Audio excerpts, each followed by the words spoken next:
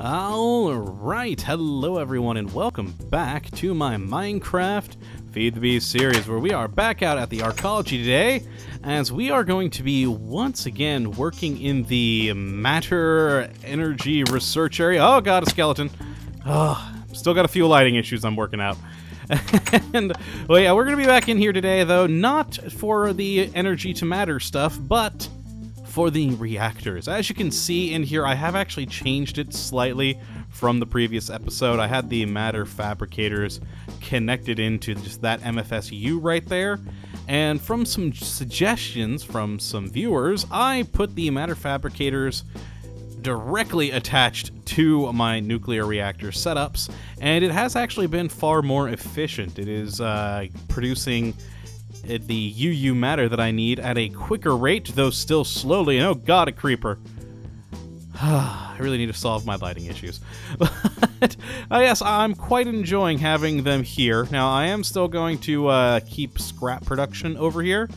But yeah, I'll probably take out some of these MFSUs, as I don't think this many of them are needed anymore, since I do have the power just going straight into the matter fabricators here, which is glorious. But, so yes, what we are going to be looking at today, though, is a worry of mine, and that is the reactors themselves. Now, this is quite a good, stable reactor system. I have quite enjoyed it since using it. Very resource-intensive to build, but it is glorious in the fact that it stays quite cool and produces a decent amount of power. But I still worry and would like a little additional control of my nuclear reactors. And so what we are going to be looking at today is the nuclear control add-on to Industrial Craft 2. And it adds a whole lot of wonderful things right here for helping you, well, monitor and control your nuclear reactors. Now we're just going to go over some of the basics today, because I've never used these before. Well, except for the howler alarm, I've used that for some pranks. But other than that, I haven't used any of this other stuff, so I'm looking forward to playing around with it today. I've built a few pieces that I've got stored in these chests by the reactors earlier. But yes, what we're going to start off by doing is building a very basic part of the mod, and that is the thermal monitor. And what that does, if we click recipe, well, won't you go? Okay, never mind, I was clicking T rather than R. Ah, glorious. But yes, the thermal monitor is a pretty simple instrument. What it does is it, well, monitors the heat of your reactor, and it's fairly simple to build. Just one redstone, one advanced circuit, and some reinforced glass, which is fairly simple to make. It's just some advanced alloy and glass, and you're good to go. So let's shift click that, and there we are. We have that built. Then the next thing we are going to be playing with today, and this one I'm a little bit more worried about, because this, I'm pretty confident I know how to use it. This one, I'm not 100% certain. So what we are going to do is look at the remote thermal monitor, which, like the thermal monitor, monitors the heat, but this one does it from a distance. This you have to attach straight to a reactor, so if we hook it up to this one, we'll just plunk you right on there. Whoop, nope, shift click, there we go. And it's monitoring the heat. Now what we can do with this is, if you right click it, you can set a temperature for it to warn you about. Like if there is, let me just grab, ooh, I don't want to grab this other one and possibly break it, but will need it in a moment. But yes, what this does is, if you have this clicked on just like some, just a random block, or if the reactor is off, this, actually, yeah, let's just turn the reactor off. That should cool down, and that will become gray. Now, it is currently under the 500 temperature mark, so it's green. And if it goes over that 500 temperature mark, it turns red. And it will also, when it turns red, send out a redstone signal on all the other sides except for this side that's attached to the reactor. So you can use this with some sort of switch system to actually turn off the reactor if it gets too hot. So right now it defaults to the 500, but you can bump it up as high or as low as you want to, and it will provide you with a wonderful little monitor. And say if you did want to play with a howler alarm, you could hook a howler alarm up to one of these, and once it passes that danger temperature, it will sound the alarm. Though, I was hoping this would cool down to go to gray, but oh well, let's turn that back on. I am trying to produce some UU matter after all. So yes, actually, I wonder if we bring this down to, say, that's still, this is a very good reactor design. Let's just bring it to, like, 5. That should, wow, really? Huh. Ah, there we go. See, so it's the temperature is over 0, so it turns red. This is actually a very, very cool reactor design. Huh. I didn't realize it was keeping it that cool. Well, we can monitor the exact temperature in a moment, but first, let's get back to the remote monitor. And like I said, this, you can use it remotely from a distance. So if we hit that one, we need a thermal monitor for it, as well as a machine block and a frequency transmitter. So we just shift-click there. We have that. Excellent. Now, to get this to work, we need to build one of these little remote sensor kits. And what these do, whoop, wrong button. What the remote sensor kits do is you click on you click one of your reactors with the remote sensor kit, and it'll produce one of these cards right here, the reactor sensor location card, and that's what you actually put into the remote thermal monitor to connect them. But first, we actually need to make a digital thermometer before we can go and build that. Why aren't you... that should have worked. Oh, because I wasn't on the crafting table. There we go. That functions now. And let's actually charge this up real quick, because I am tempted to see what the actual temperature of one of these reactors is. Because this, like with some of the other sensor equipment that you have available to you, you can click on a reactor with this, and wow, its hull heat is actually 0. This is a very good design. Yeah, you'll see the evaporating point and the melting point on there as well to give you your highs. And on the very far left, you get the hull heat, which is, well, how hot this thing is actually getting. So that is actually a very, very impressive design. I like it. I like it a lot. But then we have this thermometer. We can... yes, there we go. Shift-click that. Why didn't that work? Okay, we'll just have to do it manually. It's a simple enough thing. There we go. The thermometer, some paper, and a frequency transmitter. And you get this lovely remote sensor kit. Now, what we do with this, like I said, you just click on a reactor with it. Bam, and now we have the reactor sensor location kit. And all we need to do for this... I just actually realized something. Oh, yes, this is not going to go quite as well as I was hoping. This has to be hooked up to power. No more than 32, so that's why I brought it over here to the the low voltage transformer that I have the recyclers on. And then what you do with these is you drop in the reactor sensor card, and that will link up the devices. The problem is, I didn't actually think about this before the episode.